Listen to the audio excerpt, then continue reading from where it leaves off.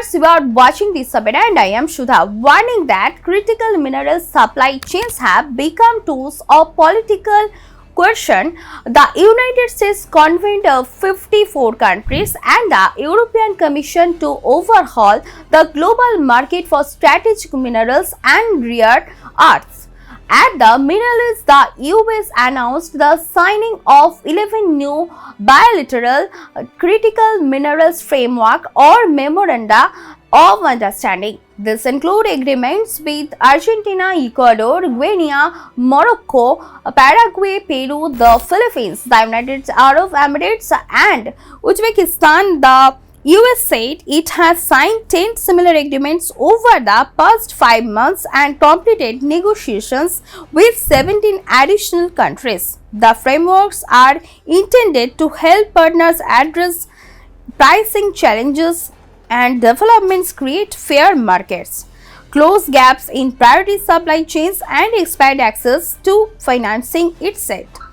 Secretary of State Marco Rubio, joined by Vice President J.D. Vance, Treasury Secretary Scott Bessent, Interior Secretary Doug Burgum, Energy Secretary Chris Wright, and U.S. Trade Representative Jameson Greer hosted the 2026 Critical Minerals and Ministerial in Washington on Wednesday. The meeting brought together 43 foreign and other ministers from across Africa, Latin America, Europe, the Indo-Pacific and the Middle East.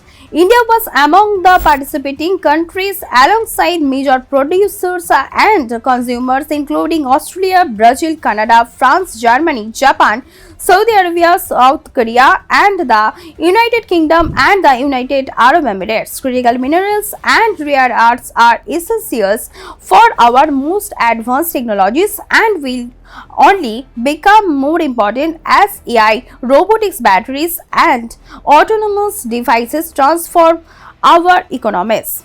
The US facts it said it warned that the market is highly concentrated, leaving it vulnerable to political and supply chain disruption. Rubio also announced the creation of the Forum on Resource Engagement or FORGE, the successor to the Minerals Security Partnership.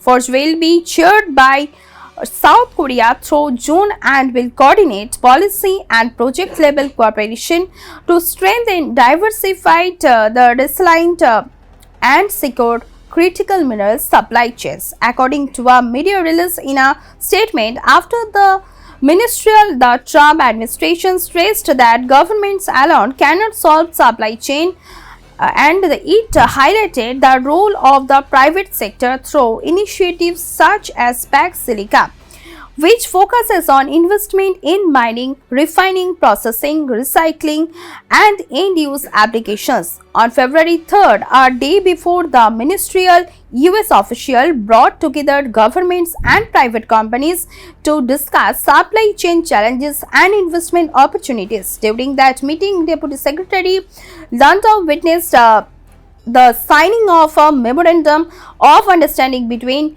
the US and the Glencore-backed Orient Critical Mineral Consortium to related potential acquisition of assets in the Democratic Republic of the Congo. The agreement aims to encourage greater US investment in the DRC's mining sector and the promote secure, reliable and mutually beneficial flows the copper and cobalt to the US.